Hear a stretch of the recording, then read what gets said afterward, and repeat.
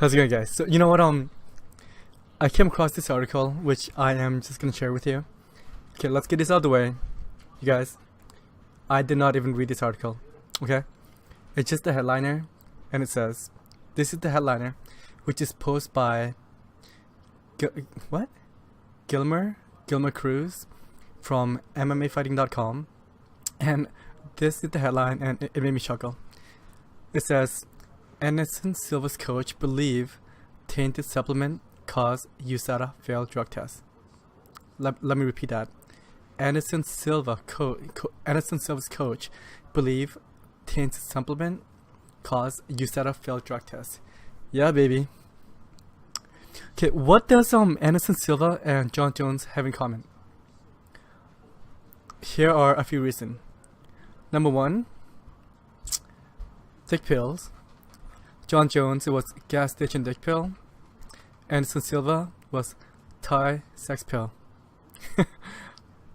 Number two, tainted supplement. Okay, this is Anderson Silva's second field drug test, and you know what? I should read the rest of the article, but I'm not going to. It's just the fact that it's his coach. It's his coach believed that was the case. It's not a word. It's not a word of saying that. I have no proof, but this is what I believe. Alright. And do you know what else is funny? Jon Jones. He believed that at UFC 200, when he was scheduled to fight against Daniel Cormier for the second time, he was tested positive as well, about 48 hours away from the fight at UFC 200, and he was pulled. And in that fight at UFC 200 as a co-main event, who stepped in? Anderson Silva. Like, how big of a coincidence is this? I mean, what is going on? It seems like the UFC, especially the former GOAT of the UFC, which is Anderson Silva and Jon Jones, it seems like the story, their life as a whole, it's just a revolving circus. And now it seems to me that the circus is coming full circle, and at both of these guys, they are the head of it. I don't know.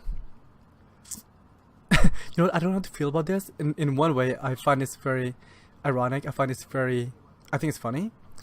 But in the other way, on the other side, these are these guys' life. We have Jon Jones on one hand.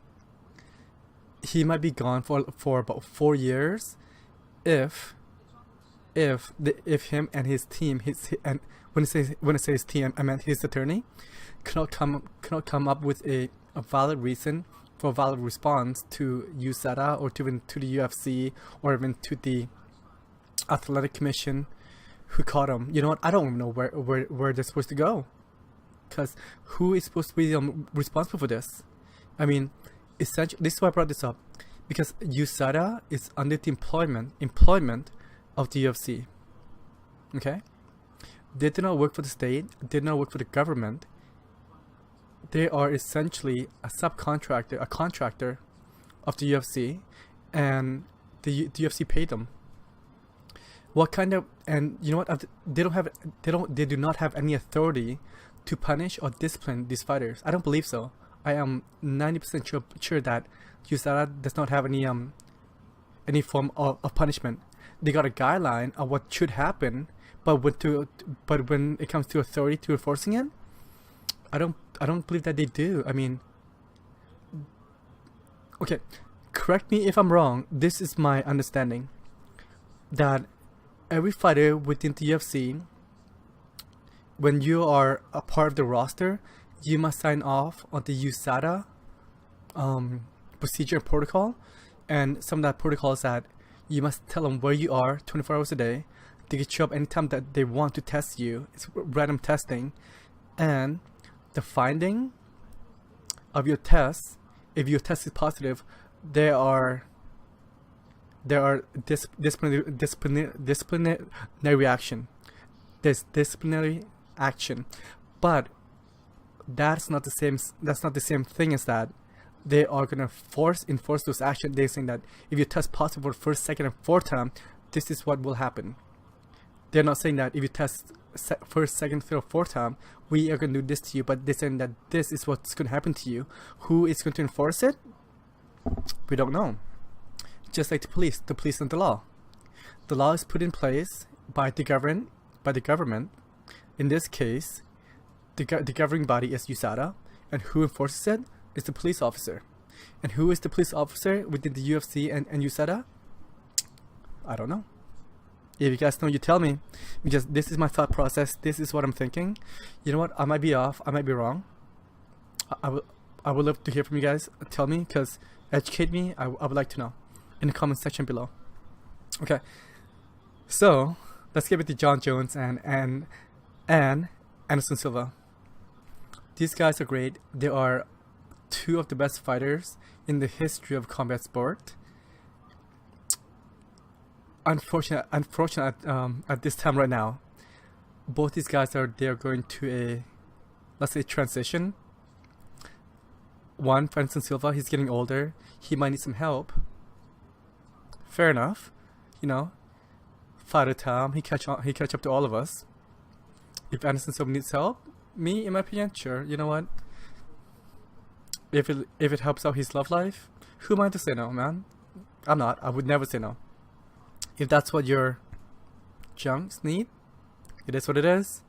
And Jon Jones, he's only 30, 4 years. That might seem like it's a lot, but it is Jon Jones, and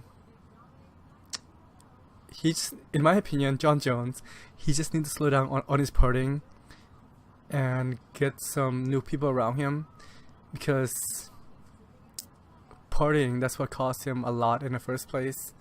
But like I said, you guys, these two guys, both of them are, to me, as a fight fan, they are characters, and I love them both. And regardless, I enjoy watching them fight. I have no idea how many fights Anderson Silva will have left in his contract. I believe it's three.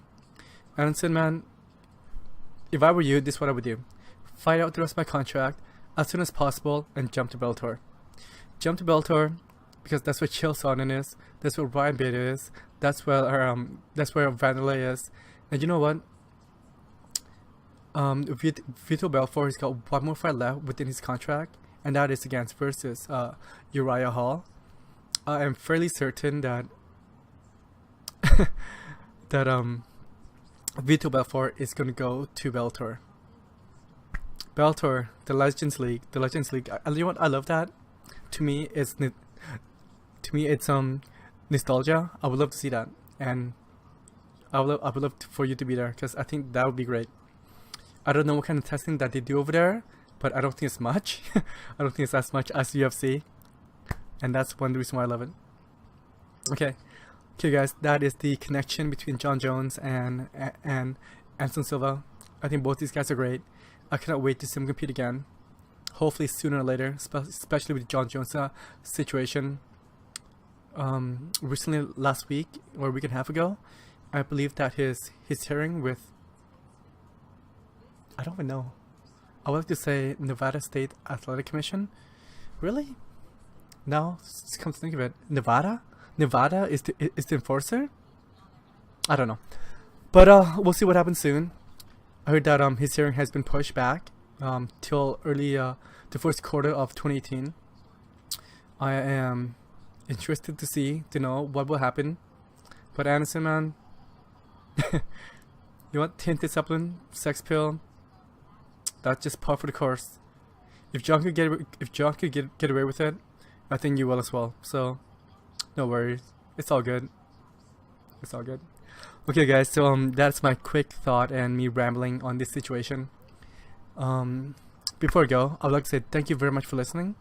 If you have not, please comment and subscribe, and tell me what you think in the comment section below, especially the enforcer of like who is enforcing USADA's rules and procedure. Because like I said, I thought that USADA they're just there to test people, and not the enforcer of the whole drug testing system. I don't know. If you do, tell me, because I would really like to know. Okay, alright, you guys, take care, peace, and I will talk to you soon.